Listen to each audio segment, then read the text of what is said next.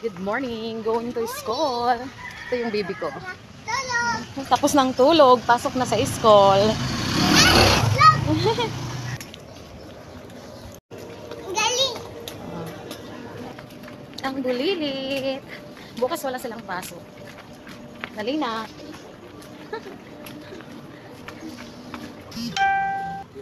Kuya, nanonood siya ng TV. Pakainin ko muna din. Sundo ako kay Katalin. Uy. Diba?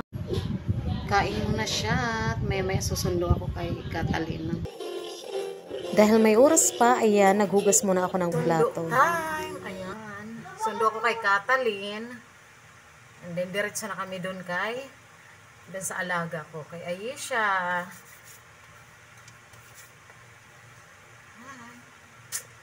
Go. Going to school nila Katalin. Ayan, sundo na kami kay Ading.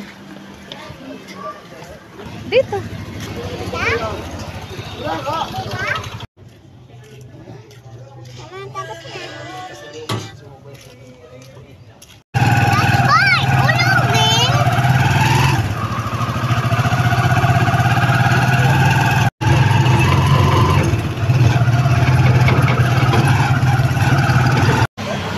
Sundo na namin si Ayesha.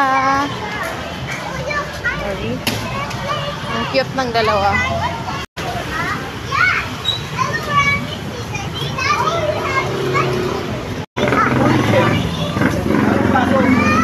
Ay, dito na lang. Dito na lang. Doon ka Ayesha, gilid. Si Ading na lang doon.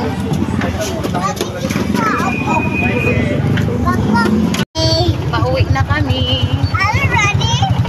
Tapos mamayang 12, si Kuya naman yung kahatid namin sa school. I miss mommy. Daldal. Anding na ready sa ating bigger lang. Kabigger ako bigger. Ating bigger lang. Bigger. Cute ng dalawa.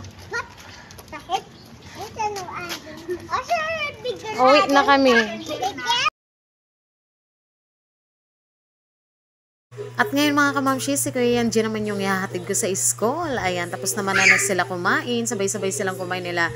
Katalin, andin yung alaga ko, si Ayesha. And then, ayan, papunta na kami ng school. Ayan, sa hanggang git ko na lang siya hinahatid mga kamamshi.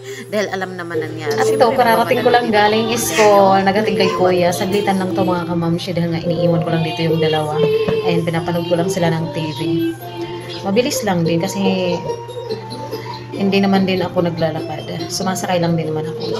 At ayun, ayan sila nanonood. Ayan, nakakapagod. Grabe. Mapag-grrr ka na lang talaga. Sobrang pagod. Kaya sino mga nagsasabi dyan na hayahay ang buhay ng isang ina. It's a no, no, no, no.